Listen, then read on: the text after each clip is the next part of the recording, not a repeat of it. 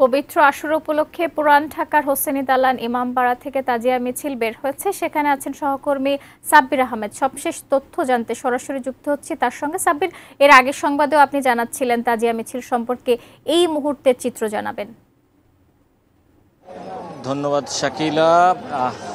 আজকে মুসলিম উম্মার জন্য এক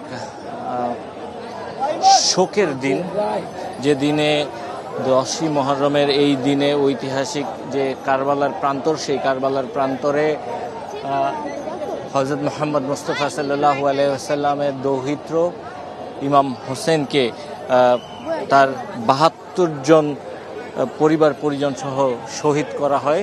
এবং এই দিনটিকে মুসলমান ধর্মাবলম্বী যারা রয়েছেন তারা ঐতিহাসিক দিন হিসেবে পালন করে থাকেন, কারণ ইসলামের সুমহান আদর্শের পতাকা সমুন্নত রাখতে কারবালা প্রান্তরে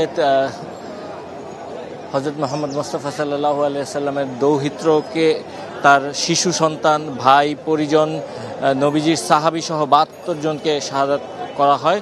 এবং হিজরি 61 সনের 10ই মুহররমে ধর্মদ্রোহী এবং বিশ্বাসঘাতক এজিদ বাহিনী তাদেরকে নির্মমভাবে হত্যা করে।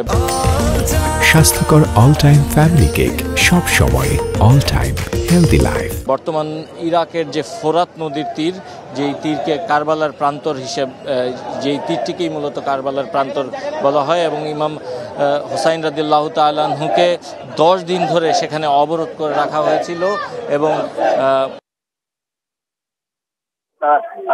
আল্লাহ রাসূলের দৌহিত্র তারা কোনোভাবেই আসলে এই জায়গা থেকে বিচলিত না হয়ে তারা তাদের যেই সত্য ন্যায়ের যে পথ, সেই ন্যায়ের উপরে অবিচল ছিলেন। তার যেই নিষ্ঠা, তার যে নৈতিকতা এবং ইসলাম ধর্মকে সমুন্নত রাখার জন্য তাদের যেই থেকে তারা সরে আসেননি, এবং সরে না এসে তারা তাদের যেই ধারণা এবং তাদের যে বিশ্বাস, সেই বিশ্বাসে তারা অটল ছিলেন। এবং তারা আল্লাহ রাসূলের দৌহিত্র তারা কোনোভাবেই আসলে এই জায়গা থেকে বিচলিত না হয়ে তারা তাদের যেই সত্য ন্যায়ের যে পথ, সেই ন্যায়ের উপরে অবিচল ছিলেন। আর এ কারণেই মূলত পরবর্তীতে তাকে শাহাদাত করা হয়, তাকে কতল করা হয়। এবং তারপর থেকে এই দিনটিকে বিশেষ করে শিয়া সম্প্রদায়ের যারা রয়েছেন তারা বিশেষভাবে উদযাপন করে থাকেন।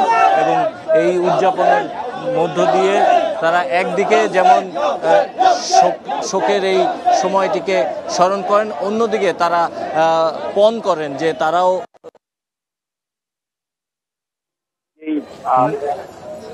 তারা কোনো অন্যায়ের সঙ্গে আপোষ করবেন না, তারা সবসময় অন্যায়ের বিরুদ্ধে সোচ্চার থাকবেন এবং পাশাপাশি কোনো ধরনের কোনো অন্যায় বা অনাচারের সঙ্গে তারা কোনোভাবেই থাকবেন না। এবং তারই অংশ হিসেবে আজকে এই যে তাজিয়া মিছিল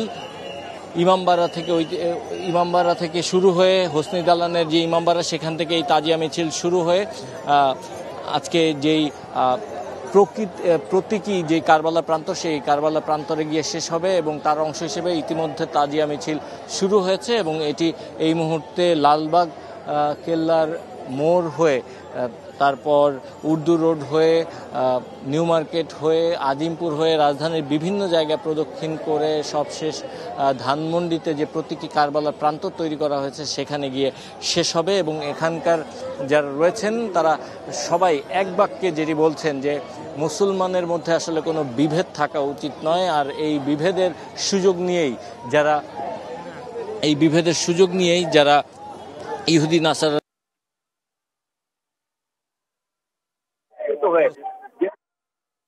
সময় আক্রমণ, নির্যাতন, দমন পীড়ন চালাচ্ছেন। কিন্তু ইমাম হোসেন রাদিয়াল্লাহু তাআলা আনহু তার জীবন দিয়ে কিন্তু আসলে দেখিয়ে দিয়ে গেছেন যে কোনোভাবেই অন্যায়ের সঙ্গে আপোষ তারা করবেন না। এবং সেই মতাদর্শে সবাইকে আসলে উদ্বুদ্ধ হওয়ার জন্য এখানকার যারা ধর্মপ্রাণ মুসল্লিরা রয়েছেন তারা আহ্বান জানাচ্ছেন। পাশাপাশি তাদের যেটি চাওয়া যে ধর্ম বর্ণ নির্বিশেষে মুসলমানদের মধ্যে কোনো ভেদাভেদ একত্রিত হয়ে যে কোনো ইহুদি নাসারার যে কোনো ধরনের ষড়যন্ত্র থেকে শুরু করে যে কোনো বিষয়ে যেন ঐক্যবদ্ধভাবে তারা এর বিরুদ্ধে দাঁড়ায় এবং ঐক্য গড়ে তুলে যেন এই ইহুদি নাসারা যারা ষড়যন্ত্রকারী রয়েছে, যারা মুনাফিক রয়েছে, তাদের বিরুদ্ধে দাঁড়িয়ে যেন এই সমস্ত তাদের চক্রান্ত ধ্বংস করে দেয়।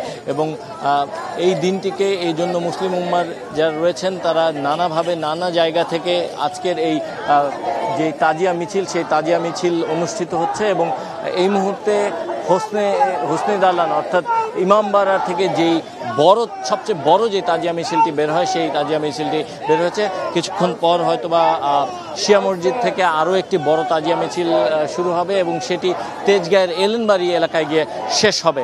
এবং এই যে তাজিয়া মিছিল, এই তাজিয়া মিছিল এই মুহূর্তে লালবাগ কেল্লার মোড়ে রয়েছে এবং কিছুক্ষণ পর লালবাগ কেল্লা সহ আরও অন্যান্য জায়গায় ঘুরে সব শেষ এই মিছিলটি ধানমন্ডিতে গিয়ে যে প্রতীকী কারবালার প্রান্তর তৈরি করা হয়েছে সেই মাঠে গিয়ে শেষ হবে। তো এই ছিল আমার কাছে এই মুহূর্তের তাজিয়া মিছিল যে হোসনে দালান থেকে বের হয়েছে, সেটি সব শেষ।